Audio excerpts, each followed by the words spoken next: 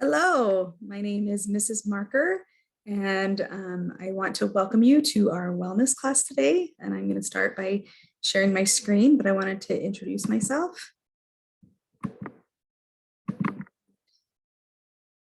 I can see myself, so that's good. So let me go ahead and start my presentation.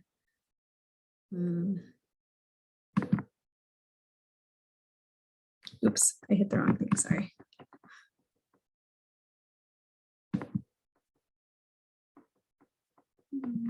Oh, present.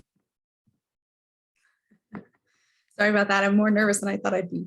So welcome to Wellness with Mrs. Marker. And I want to start by talking about how we recharge our batteries. You know, just like our phones, we run out of energy, we get frustrated. And so I want you to think about how you recharge your batteries.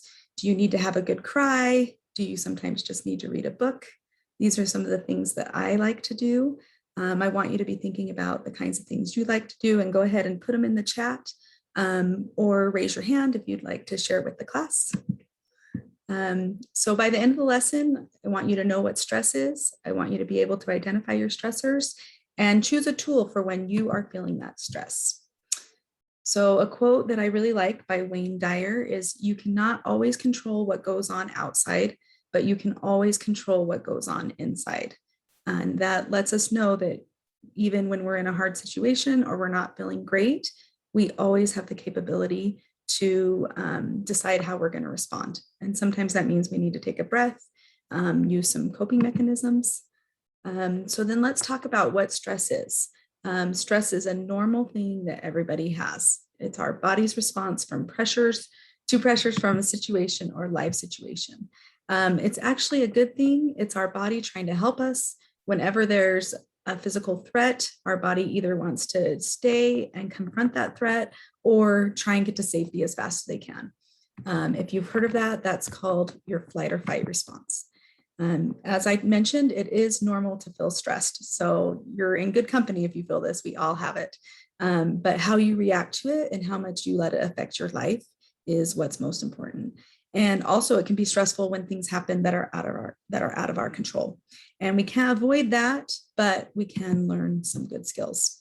So why don't you guys go ahead and put some positive stressors in the chat, because there are things that make us better and stronger and how we respond to them. And we're happy to deal with those stressors, like athletic events. If you are a baseball player, when you get up to bat, that's going to be some stress, but hopefully some positive stress. You can have good positive peer pressure. You can feel good when you're talking to your crush. If you guys have any other ideas, you can put them in the chat. Some of the negative stressors are negative peer pressure, people trying to make you do things you don't want to do, any kind of change of routine. Raise your hand if you were just affected and still affected by the pandemic. Obviously, that got everybody out of their routine. When you have a move to a new city, any of those things.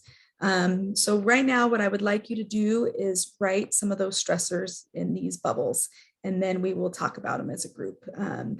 You don't have to fill up every single bubble. And then now what I want you to think of is take those top 3 stressors and then share how you feel and what action you're going to take and the impact of your feelings on those reactions. I want you to take some time and do that by yourself, and then we can talk about them as a group. Now that we've talked about those as a group, I want to talk about how you manage that. So stress management is techniques that help you control your level of stress, especially if you have chronic stress. Chronic is stress that lasts for a long time. Acute is stress that's just kind of in the moment. So especially if you have chronic stress, you need some techniques that help you manage that for everyday functioning. And it's basically what we do to make ourselves feel better, because you don't want to live in constant stress. So here's some ideas I want you to think about, and I want you to come up with your own ideas, but you can talk to someone. I'm a big fan of exercising, just getting out and moving your body, finding some hobbies you enjoy. Like I said, getting outside is a big one. This technique I want you to think about, you can do it anywhere, which is so great. And it's called the 5-4-3-2-1 grounding.